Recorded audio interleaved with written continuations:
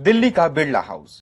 मनु और आभा के कंधे का सहारा लेकर महात्मा गांधी प्रार्थना सभा की ओर बढ़ रहे थे। तभी नाथूराम गोडसे गांधी की ओर झुका। आभा ने उससे सामने से हटने को कहा। तभी गोडसे ने अपनी बेरेटा पिस्टल निकाली और एक के बाद एक 3 गोलियां गांधी के सीने और पेट में उतार दी। 1 फरवरी 1948 को आरएसएस प्रमुख माधवराव सदाशिव गोलवलकर को गिरफ्तार कर लिया गया और 3 दिन बाद केंद्र सरकार ने संघ पर बैन लगा दिया। यह अकेला विवाद नहीं था जिससे आरएसएस का नाम जुड़ा हो। आपातकाल से लेकर बाबरी मस्जिद तक, मुस्लिम विरोधी होने से आरक्षण विरोधी होने तक संघ पर कई तरह के आरोप लगते रहे। 1930 में हेडगेवार ने स्वयंसेवकों को व्यक्तिगत रूप से गांधी के सविनय अवज्ञा आंदोलन में शामिल होने की सलाह दी थी। वो खुद भी इस आंदोलन से जुड़े और जेल गए, लेकिन संगठन को इससे दूर रखा। यानी स्वयंसेवक को ना तो गणवेश पहनने की अनुमति दी और न संघ का ध्वज ले जाने की इजाजत। भारत छोड़ो आंदोलन के दौरान गोलवलकर संघ प्रमुख थे। तब उनके सामने भी स्वयंसेवकों ने आंदोलन में शामिल होने का प्रस्ताव रखा। वरिष्ठ पत्रकार विजय त्रिवेदी अपनी किताब संघम शरणम गच्छामि में लिखते हैं, गोलवलकर ने संगठन के तौर पर आंदोलन में शामिल होने से साफ मना कर दिया।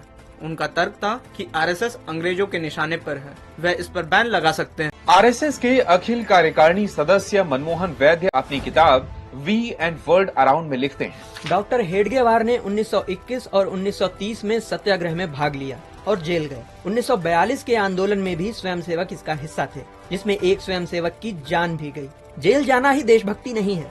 आजादी के आंदोलन में उन लोगों की भी उतनी ही अहम भूमिका रही है जो भूमिगत होकर काम करते थे।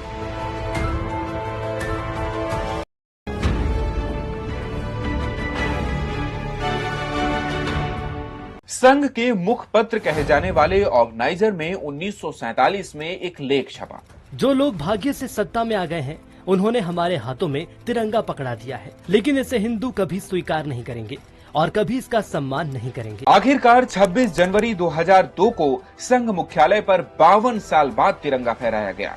संघ के तिरंगा ना फहराने को लेकर बार बार सवाल उठते रहे हैं। हालांकि संघ का कहना है कि वो देश के सभी प्रतीकों का सम्मान करता है। आरएसएस के अखिल भारतीय प्रचार प्रमुख सुनील आम्बेकर ने इंटरव्यू में कहा, पहले निजी तौर पर तिरंगा फहराने को लेकर कई तरह की पाबंदियां थी। 2004 में सुप्रीम कोर्ट ने इन पाबंदियों को हटा दिया, जिसके बाद संघ अपने कार्यालय पर तिरंगा फहराता आ रहा है। सितंबर 2015 में संघ प्रमुख मोहन भागवत ने ऑर्गेनाइजर को दिए इंटरव्यू में आरक्षण की समीक्षा की बात कह दी। इस पर जमकर हंगामा हुआ। हमेशा के लिए ऐसा आरक्षण का प्रावधान रहना ये अच्छा नहीं है। जल्द से जल्द इसकी आवश्यकता निरस्त होकर सबको समान अवसर देने का समय आना चाहिए, ये भी उन्होंने कहा है। और इसलिए वो आरक्षण की सिवाय बाकी अन्य आरक्षण के बदले में सबको अवसर अधिक दिए जाए, शिक्षा अधिक दी जाए, इस प्रकार प्रयत्न करना चाहिए।